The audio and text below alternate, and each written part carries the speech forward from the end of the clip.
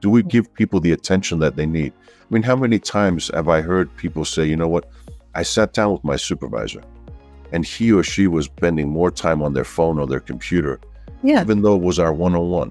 Well, that sends a very clear message to people. So all of these little things that you can do day to day, whether it's your coworkers, your employees, your family, all of that shows people that you value them. Hey, welcome to a podcast where dreams meet determination and success is just around the corner. I'm your host, Suzanne Taylor-King, and I'm here to help you unlock the full potential of your business and your life. Welcome to Unlock Your Way with STK. Let's unlock your path to success together. Good morning, everyone. It's another Friday here with Unlock Your Way with STK. And I am so excited for today's conversation with one of my very, very early LinkedIn connections, Kon Apostolopoulos. I did it. I did the last name. Welcome, Kon. It's good to be with you, Suzanne. How are you? Oh, so good. Really just excited about your new book and where our conversation is going to go today. I'm excited. It's been way overdue, my dear friend. I've been watching you grow and scale and help so many wonderful people. And I thought it's time for us to reconnect. Thank you. Well, Kon is a best-selling author, speaker, coach, and over 12 years of facilitating for companies. So, this conversation is going to go in a really fun place. The change management that you do, Kon, and your positivity shine through in all of your content. So I'm just honored to spend that time with you today. Well, thank you, my friend. I'm looking forward to our conversation because I know that through our discussion, I think will spark some interest in our audience. I think people will find nuggets here and there that apply to them. So I hope they're paying attention. Yes. Well, let's start off with one of the things I say all the time, that if you're not astonishing people with your value or providing massive value in your marketplace or in your business to your employees, you have no chance of standing out in today's marketplace. And I'm excited for that part of the conversation because I think this is really the missing key with so many businesses today. Indeed. And that's a big part of why you and I add value to our clients. Why? Because the way that I explain what I do to people when I have, family gatherings or you meet somebody and they ask you what you do, the best way for me to explain it to people is that most companies spend time and money and resources to build these wonderful business plans that they think will move them forward. And what I explain to them is that these best laid plans are not worth the paper they're written on if you don't have the people to execute those plans. So much of what we do, especially when you have a company that is beyond just you and you have other people involved, whatever size that is, whether it's one or two people that work with you or it's 100,000 like I've done in the past with companies that large. It matters because you have to get results through those people. And if those people are not engaged, they're not on board, they're not aligned with what you're trying to do, you're not going to get there. Or at least you're not going to get there in the way that you could. Is that really what drove you to write this newest book of yours, The Engagement Blueprint? It is. And if we take like a quick history to the recent years that we've done, you and I talked when I first put out the first book, which was The 7 Keys to Navigating a Crisis.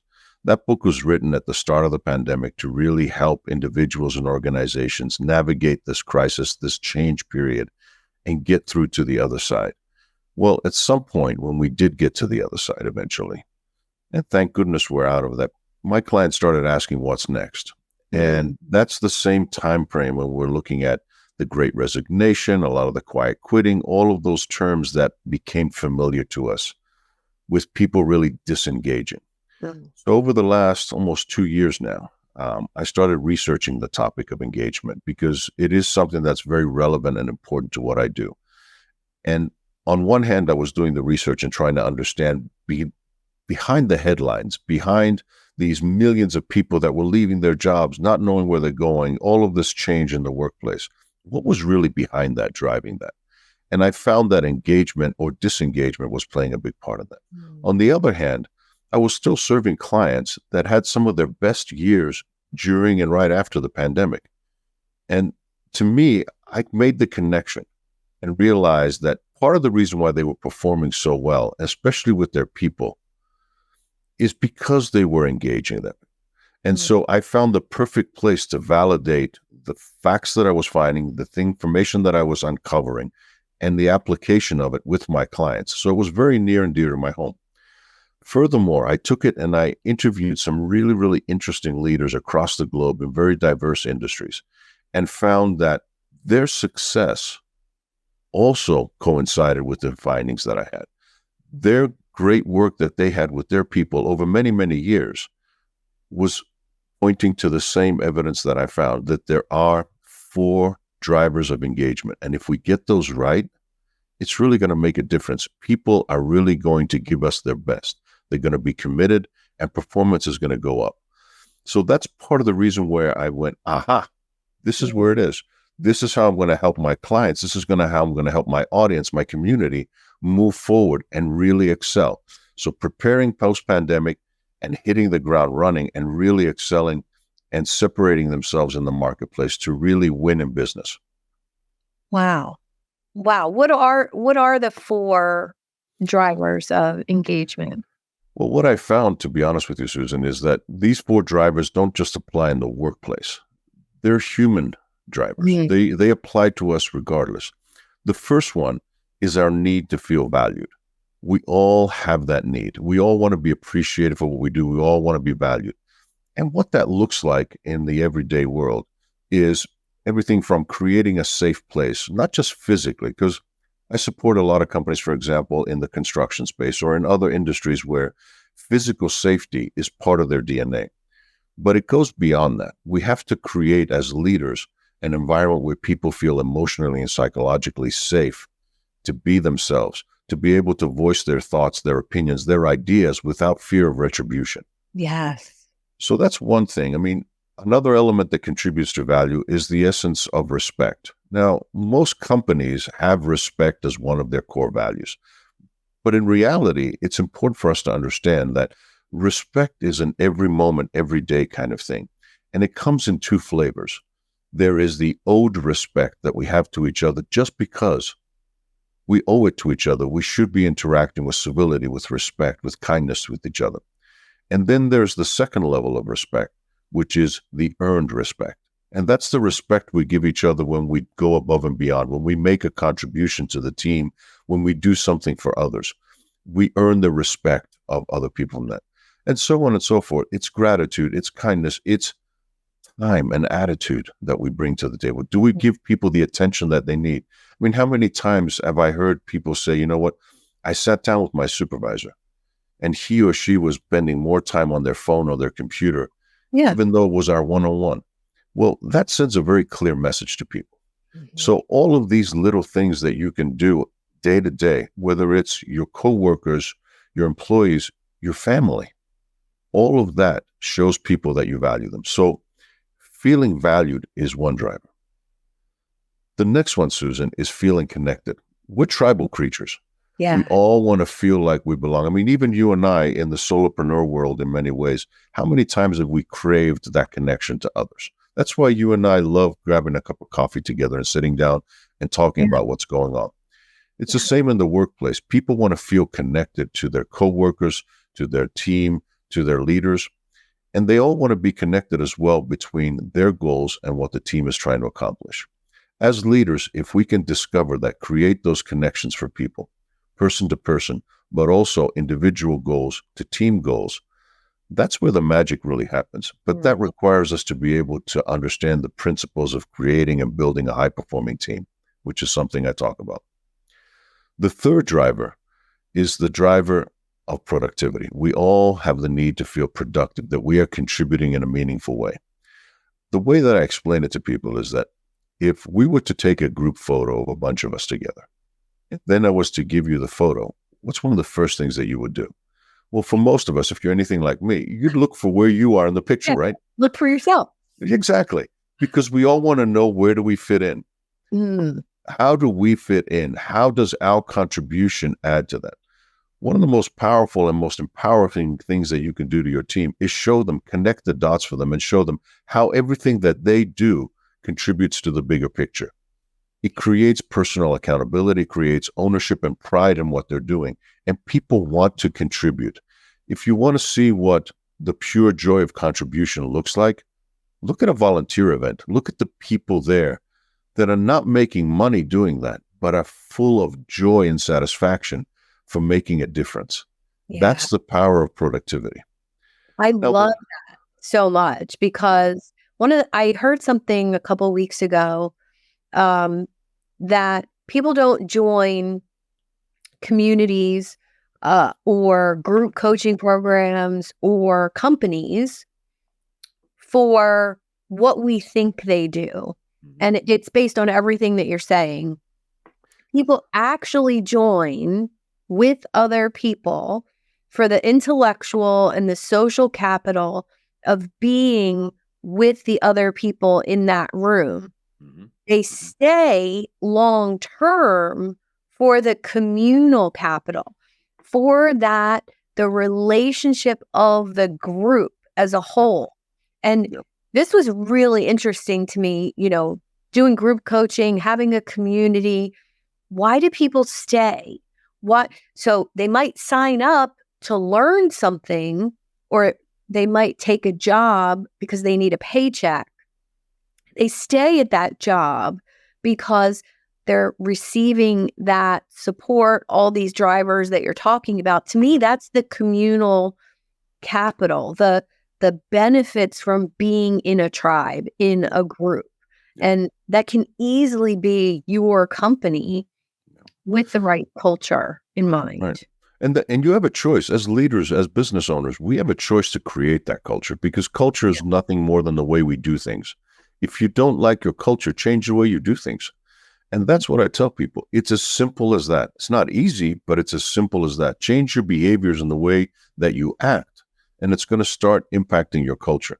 So the need to feel valued, the need to feel connected, the need to feel productive. And you touched on the last one, which is the need that we have to feel supported to learn and grow. In every case, most people want to feel like there is some sense of progression. If not, upwards, at least more interesting work, a way to kind of add some variety to their work, add some meaning to their work from that perspective. So what I tell people is, you got to make sure that you start stimulating that driver for them. Because, take water. Water is a life force. But the difference between a swamp and a river is movement. It's that movement. It's that constant movement. When we get stagnant, things start deteriorating. They start breaking down. They start getting toxic. We got to keep some flow to things. We got to keep movement, even slight movement, even lateral movement for a lot of our people. Challenge them in different ways, so there's always something for them to look forward to. We all have that need. So those are the 4 drivers that I found of engagement. And it's something that leaders can do in their own teams, no matter how big or small they are. Whether you're the CEO of a multi-million-dollar company that has hundreds and thousands of employees, or you are a team leader of 2, 3, 4, 5 people, the way that you act, the way that you behave, you can help build that culture of commitment and performance. Yeah, I love that. I'm a team of 3 people, and sometimes I think my assistant is the leader of the team.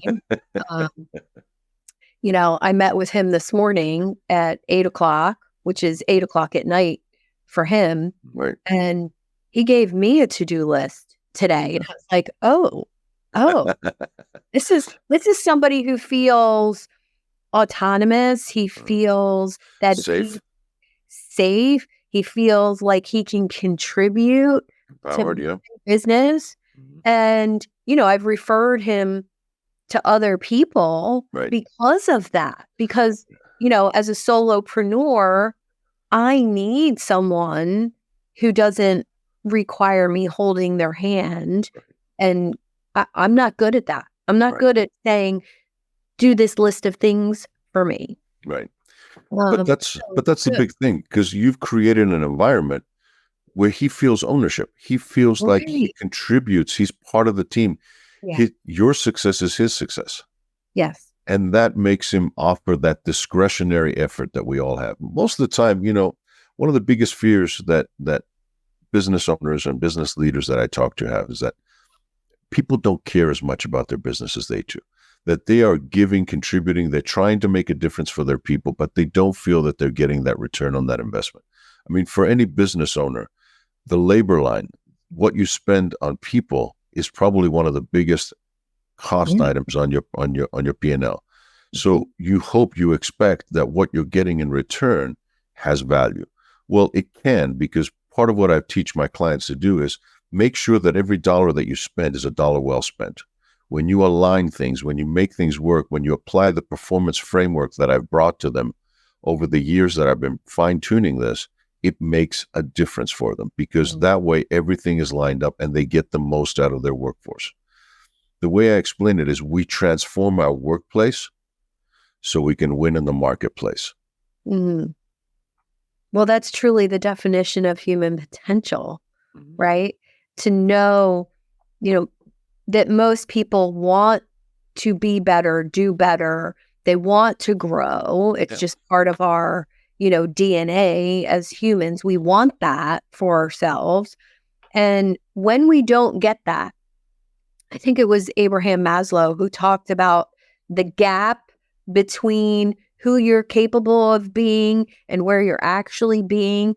And in that gap is depression, anxiety, stress, overwhelm, because you're not living up to your potential. Yeah. And engagement, whether it's in a community, in a Facebook group, or in a company, is really, I think, the driver of success. Look at when somebody looks at their social media numbers and they say, well, great, you post every day.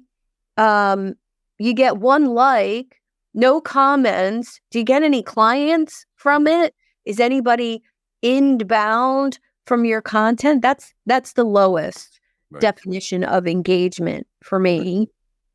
But personal engagement, do you get buy-in from the people that are working for you? Do they follow you because they have to, or because they get to? Right. And that's a big part of that is up to us, because we can hire the right people, we can train them smartly, and managing that process becomes a lot easier. And so we have the ability, again, as leaders, as business owners, to be able to influence that in such a strong way. But it's not enough. I mean, a lot of times I realize it's not enough just to tell people that it's going to change things. When they are in the midst of a toxic environment, a lot of times it's like the frog boiling slowly in water. They don't realize how bad it is. I asked people, I said, how do you feel Sunday thinking about Monday you're going into the office? If you don't get excited and instead you have this ache, this cramp in your stomach, you're in a toxic environment. But beyond what you're feeling, there's proof that this is costing you a lot. Let me give you some numbers that I'm going to throw out from my research. Last year, lack of productivity due to disengagement cost American companies $350 billion. When you spread that out across the globe, that skyrockets to $7.8 trillion in lost productivity. Now, why? Why? Because if you think you have 5 employees, okay, what the numbers show is that 21% or 1 in 5 are basically engaged. They're the ones that if you were in a boat, 1 in 5 globally. Wow. If you look at that, that's the one person in a 5-man boat or 5-woman boat that is paddling like crazy, trying to make things happen. 3 of them are just along for the beautiful ride. Every now and again, they'll dip their paddle in, they'll contribute a little bit, but most of the time they're looking around, they're enjoying themselves, collecting a paycheck. And then there's this one person at the back, the 19%, that's actively poking a hole in your boat to sink it because they are so unhappy, because their engagement needs are not getting met, and they are spreading cancer in your organization. That person is costing you in lost productivity 34% of their annual salary. So think about that. If you have, challenge our audience right now. Pull out a piece of paper and tell me, write down how many people do you have working for you and with you. Write that number down. If you have that number and you think that 1 in 5 is actively disengaged on average and costing you money, 34% of their salary, put that down. For every $10,000 that you're paying that person, they're costing you $3,400. Now do the multiplication about how much you're paying them and how many of them you have. And all of a sudden you realize this is not just a nice to have. Mm-hmm. This is truly a differentiator. Yeah. Because you are losing money. And if you're trying to make payroll on Friday, that's where you're losing that money.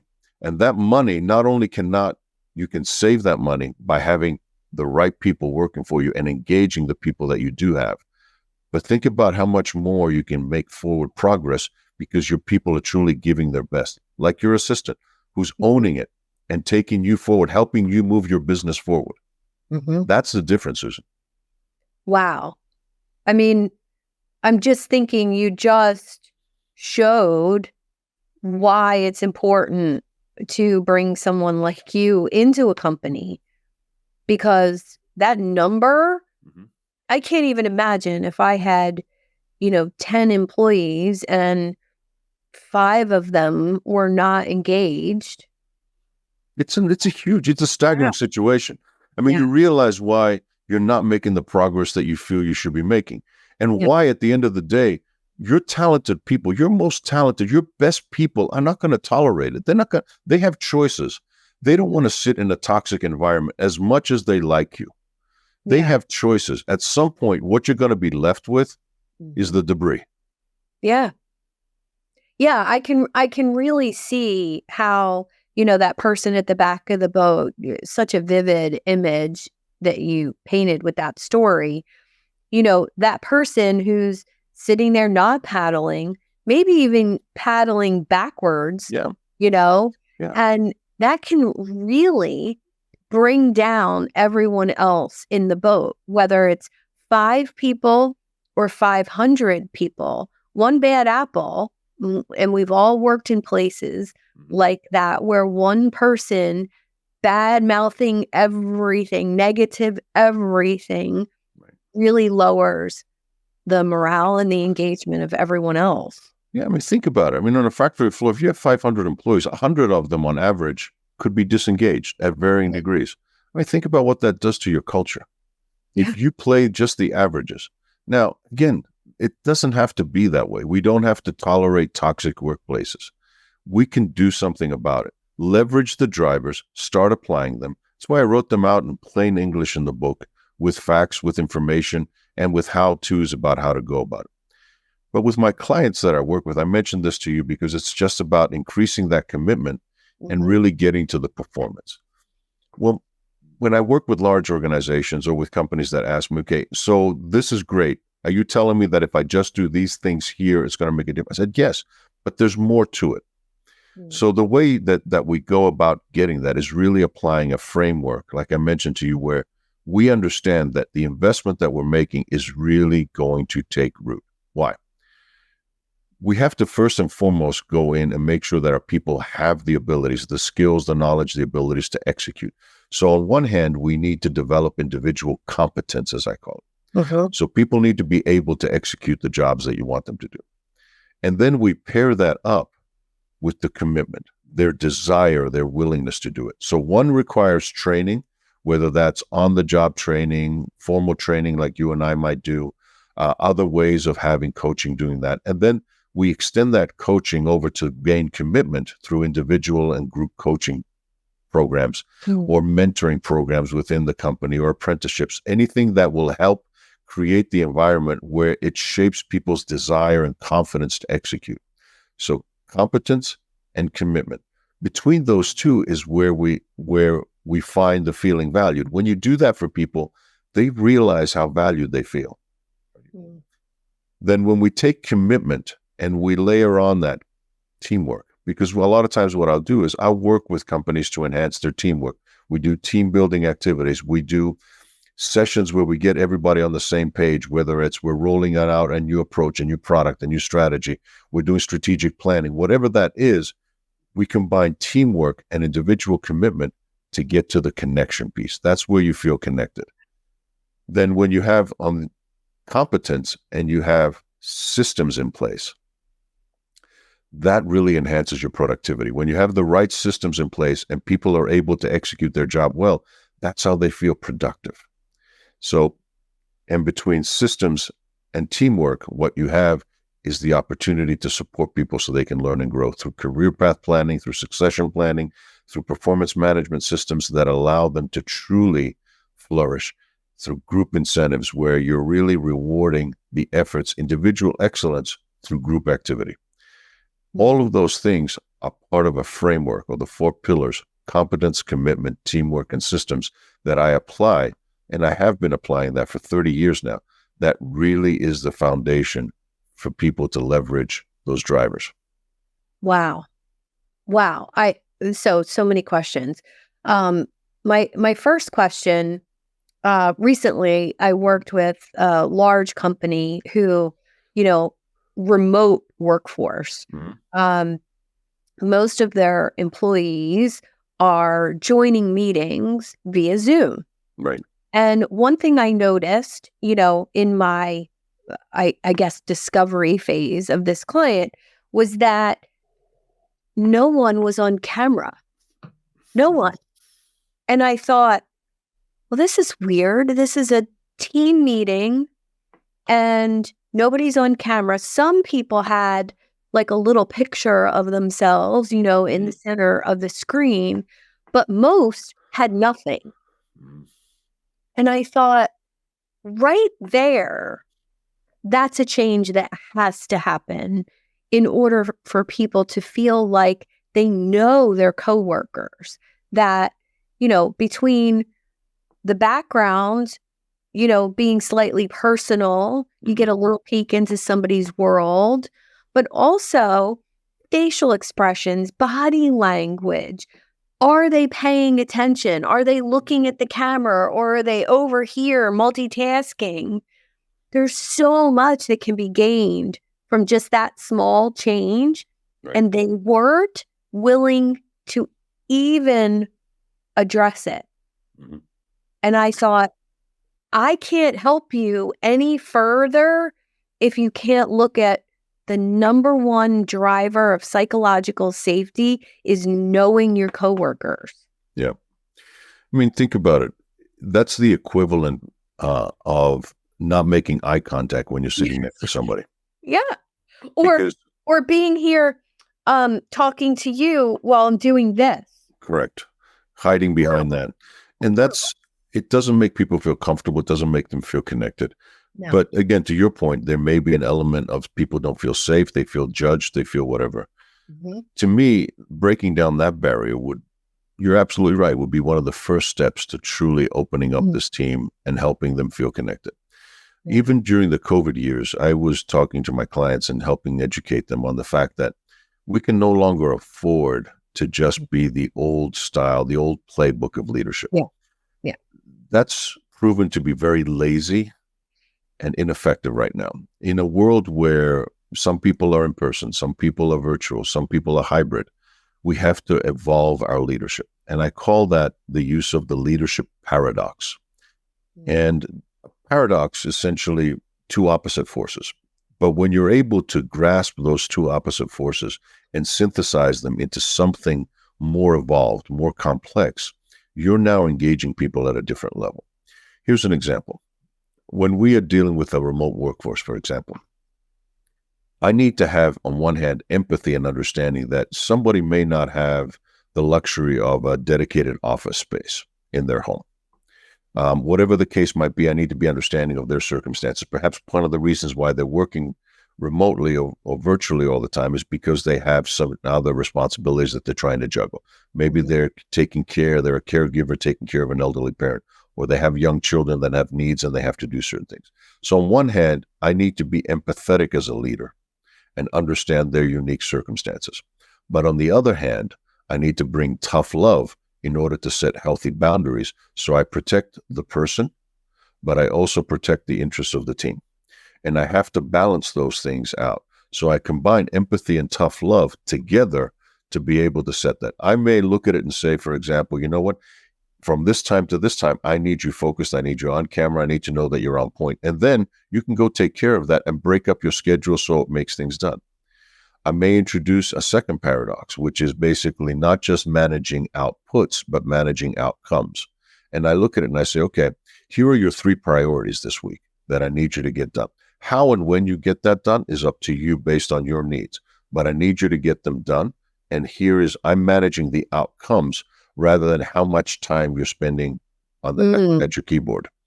Yeah. So the third one, for example, is take a look at what we are doing right now. You and I are on opposite ends of the country, yet we are feeling like we're in the same room. We are using high-tech technology to create high touch and connection. We can do more of that because we don't have the luxury with our virtual teammates for that 5-minute walk from the meeting room to the break room where I'm going to catch up with you and say, hey, Suzanne, how's things going? How's the kids? Yeah. What happened? Hey, I heard, how did the party go this weekend? We connect on a human level. We connect and we create those opportunities for bonding. If I don't have that, I need to create that through the technology. And I need to create those moments where we are connected and build that trust, build that opportunity for us to really come together as a team. So embrace the paradox and create that third and better option, if you will.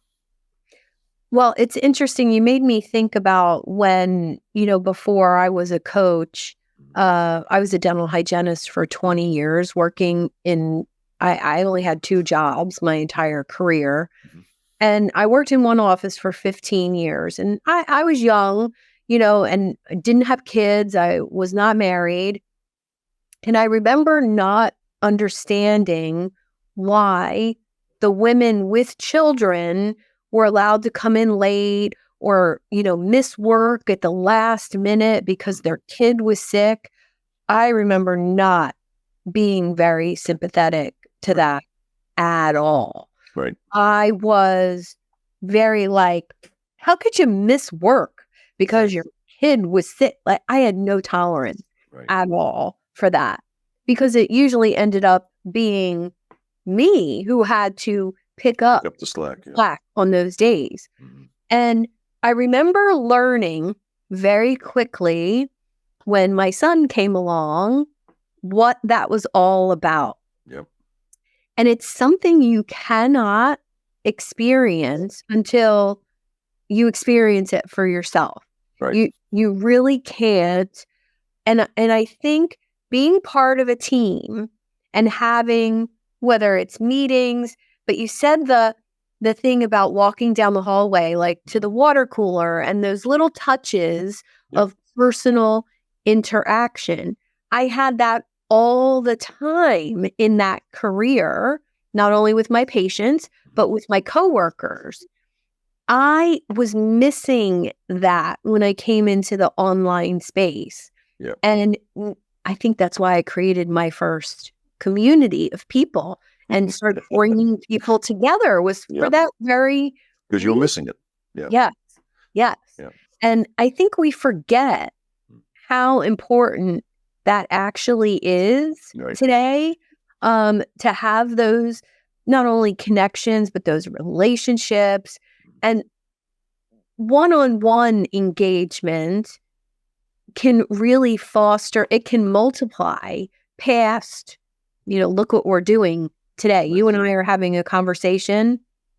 It's going out to my followers. It will go out to your followers. Maybe some of your people are listening. Some of my people are listening. Yeah. And it's building relationship at scale. But literally, it's just you and I here together. Right. And I think it's really powerful when you think about it that way. It is, because people need to hear that message. And again, it's those interactions that we need to cultivate, because those are the things, again, Think about it, the connection, the power of connection, the leveraging that as a driver to really build those relationships. I mean, one of the things that we're finding right now, and it's funny because I write about all these things in the book because all of these things are so relevant and tied together. When you have a workforce that's working in this hybrid environment, it's not just the people that in the office, for example, that are jealous, if you will, of the people that have the luxury of working at home or privileged or have that opportunity. There are people that are working at home that look at it and say, okay, I'm far removed from the seats of power. My peers are getting all of these plum assignments and they're getting all of these opportunities that I'm not getting because I'm not there. So there are benefits and drawbacks. I mean, all of these things weigh into your choices and your decisions, but you have choices to make and you can decide what's the right environment for you and how to best support that. So you look at that and say, okay, I need to make the environment so my people can feel connected. I need to do that as a leader. And some of my clients are finding it that, you know what, hey, we're still going to offer that opportunity for you to do some of the work that makes sense for you to do remotely, but we still want to create and build that collaboration, that teamwork, that culture that we want to cultivate by bringing you in person. But it doesn't make sense to bring them in person if all they're going to do is work isolated. Right. Focus. Again, smart leadership will go a long way. You cannot afford to be a lazy leader and use the old playbooks. It's not just going to go on autopilot. You got to consciously lead people. Yeah, it really does start at the top down, doesn't it? Yeah. It does.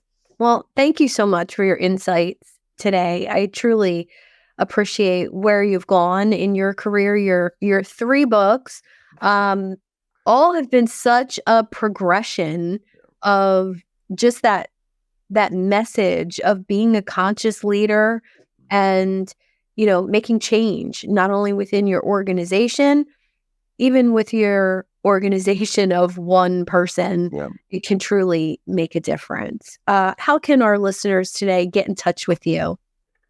Well, there's a couple of different ways. Obviously, for those that like LinkedIn or on LinkedIn, come find me. I'm under Coach Kon with a K, K-O-N, Coach Kon. That's where they can find me there.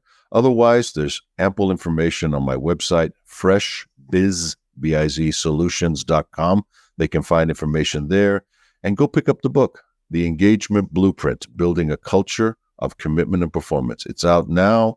It's out on Kindle and on print versions, both paperback and hardback. And hopefully, like we talked about, maybe in the next few months, we'll be able to get an audiobook out. Well, you have such a fabulous voice. I hope you're going to read the audiobook yourself. Oh, I intend to, because that would be great. I feel the message. Yes. And I will make sure that all of your links are in the comments of today's video. And please, thank you for, just being who you are. I enjoy your content and enjoy our social media relationship, even though we've never met in person.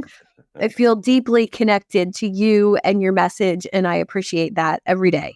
Oh, likewise, Suzanne. Thank you so much, and thank you to our amazing audience for paying attention today. Absolutely. Thank you so much, everyone, for joining me here on another episode of Unlock Your Way with STK. Have a great day. Thank you for tuning in to another empowering episode of Unlock Your Way. I hope you found today's discussion inspiring and you're ready to take your business and personal growth to that next level. If you're feeling as fired up as I am and eager to unlock that full potential, I'm here to help you on your journey and provide that personalized guidance tailored to your unique goals and challenges. Simply book a one-on-one coaching call with me and we'll dive deep into your business aspirations and see how we could co-create a roadmap for your success. And whether you're striving to scale an enterprise or just getting started, I'm here to support you every step of the way. To schedule your coaching call, simply visit the website at unlockyourwaywithstk.com, click on the Book a Call button, and we'll turn your dreams into that reality. Subscribe and review on your favorite podcast platform and on YouTube. Plus, you can join over 800 entrepreneurs in the Idea Lab Facebook group. Let's make success as an entrepreneur happen together. Until next time, I'm STK. Keep dreaming big, stay focused, and most of all, have fun while you're doing it.